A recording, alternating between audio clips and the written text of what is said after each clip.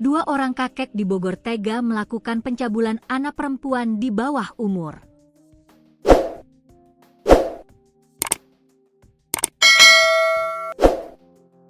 Kedua pelaku adalah WS berusia 65 tahun dan Mister yang berusia 68 tahun. Sedangkan korban berinisial AS berusia 10 tahun dan Aki berusia 8 tahun. Kini, kasus kedua kakek cabul tersebut sudah ditangkap polisi dari Satreskrim Polres Bogor. Bahkan polisi melakukan pengembangan terhadap kasus pencabulan tersebut.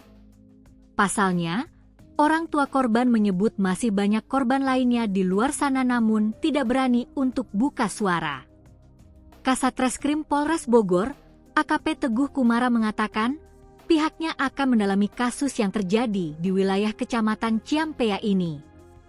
Kami akan mencari informasi apabila mungkin ada korban-korban lain, ujarnya, Senin, 22 September 2025.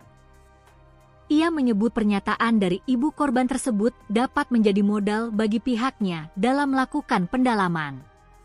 Nanti kita akan memperdalam dan melakukan pemeriksaan tambahan terhadap ibu korban bila bisa memberikan keterangan siapa-siapa yang menjadi korban, katanya.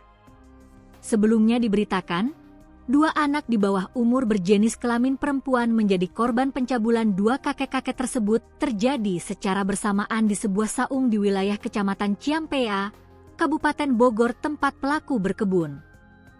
Perbuatan bejat tersebut dilakukan kakek cabul tersebut untuk mengetes kejantanannya memastikan alat kelaminnya masih mampu untuk ereksi. Untuk memuluskan perbuatannya, pelaku mengiming-imingi korban dengan uang Rp5.000 kemudian diarahkan untuk memegang alat kelamin pelaku dan pelaku meraba tubuhnya. Kedua pelaku pun saat ini telah diamankan di Mapolres Bogor guna mempertanggungjawabkan perbuatannya.